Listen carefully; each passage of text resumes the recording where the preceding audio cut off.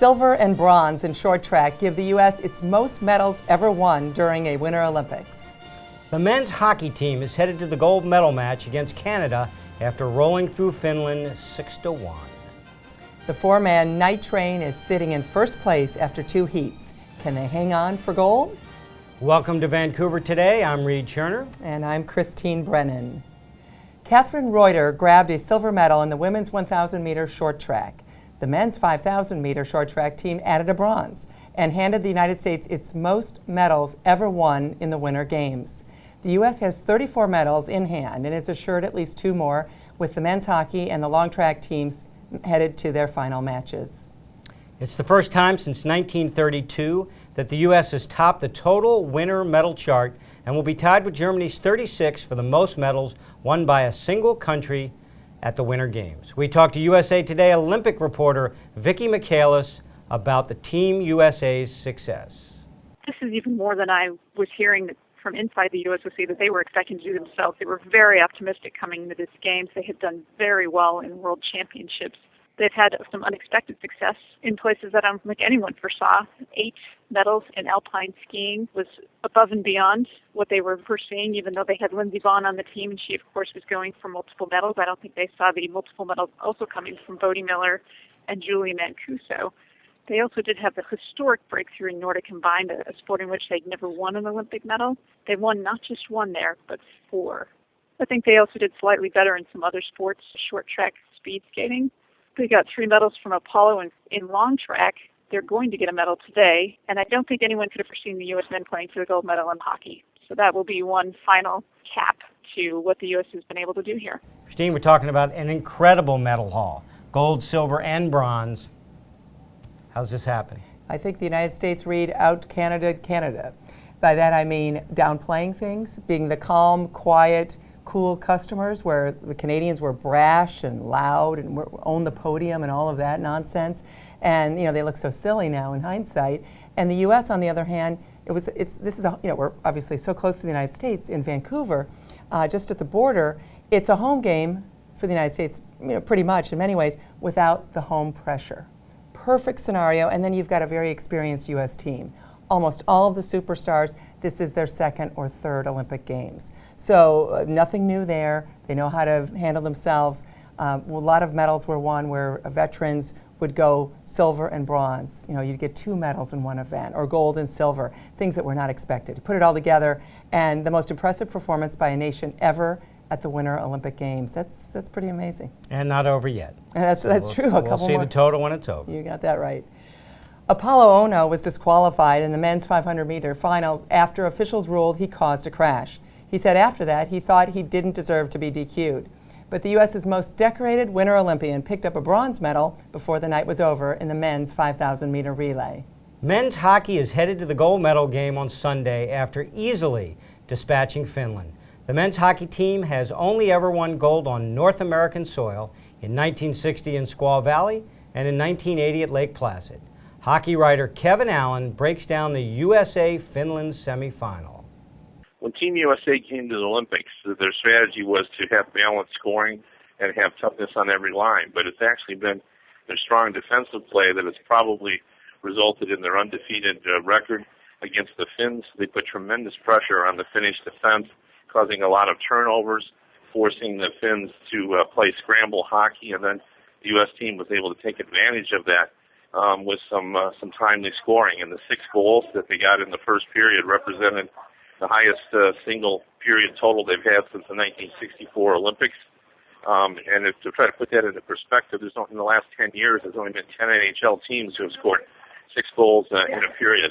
Even though Team USA has already defeated Canada, they will have to erase that from their memory banks because it'll be a completely different game. Canada is much improved since the last time that they've met USA. That's their history in tournament play. They get better as the tournament wears on. And Canada's playing a lot more pressure-style defense as well. That's how the Canadians defeated Russia.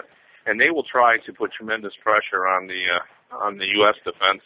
And I think it'll be incumbent upon the U.S. team to try to counter that pressure with quick counterattacking and getting the puck quickly out of the zone instead of trying to make short passes. They'll be looking to make longer passes when they play Canada. The Night Train bobsled team set a track record at Whistler yesterday and then promptly broke it with a new one. They sit in first place going in today's final heats. If they win, it will be the first time in 62 years that a U.S. sled tops the podium. Reporter Jeff Zilgett tells us about the Night Train's medal chances.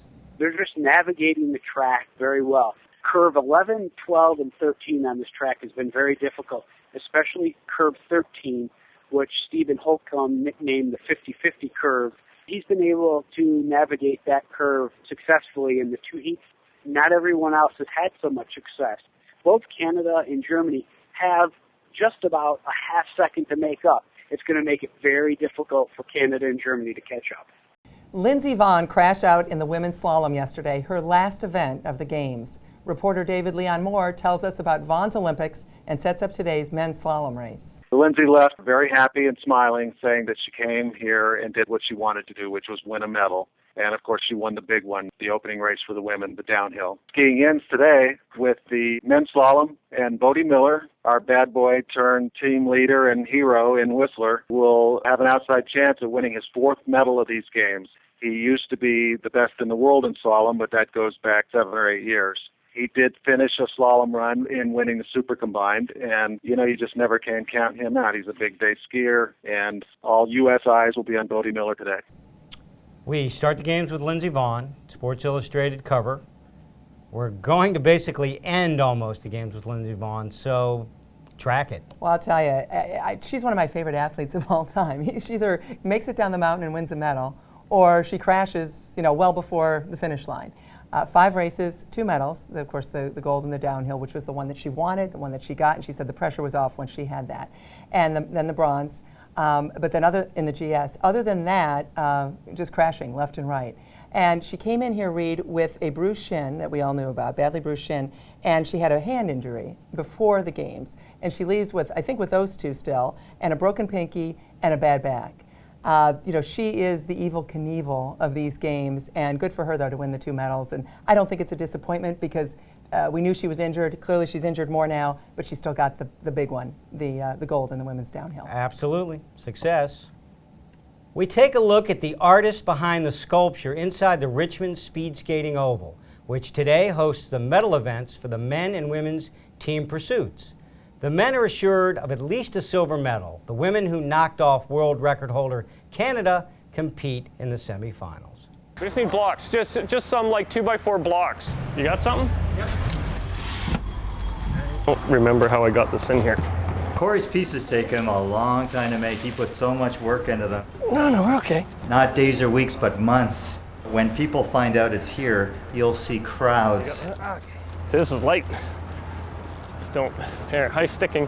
I want to do something that maybe no one's done before. Okay, hold on. And that is really what is the main driver that got me to building these. Richard. Yeah. Clockwise with the stick. Just hang, just like that. That's it. There. Oh. Thanks. Whew. The speed skater I built is at the Speed Skating Oval.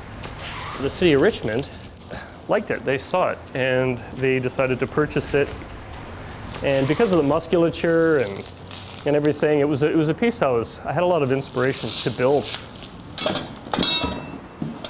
It doesn't take a lot of expensive or fancy equipment. I mean, if you got a welder and a hammer and an angle grinder, you can do a fair bit. What that's giving me is a compound curve, so the steel's bent this way and also this way. You just keep pounding it and you keep working it, get it as smooth as you can. If you're doing, say, a more difficult piece, like say a butt cheek, those are actually quite big pieces. They take a lot of hammering. There's no blueprints, there's no drawings. You end up almost sort of channeling a creative force, and you almost end up letting the piece create itself. So they're all different. We expect during the Olympics Corey to really go worldwide. Already there have been some of the folks from London for the 2012 Olympics get interested in Corey's work. What I'm trying to do is show the beauty of the gears and the parts and the tools and at the same time use those same parts to describe elements in the human form. It looks awesome. Thank you. A lot of detail, a lot of work went into that. Yep. It's great to get people's feedback right up from the street. And little kids too. Because kids are honest. They'll tell you right to your face if they hate it. Jarrett Speedy Peterson talked about what it meant to win a silver medal with his signature hurricane, the sport's most difficult trick. I wrote on a piece of paper that I wrote, "I can land the hurricane," and I'm sorry, I'm a little tired and emotional right now, but I crossed out "can" and I wrote "will."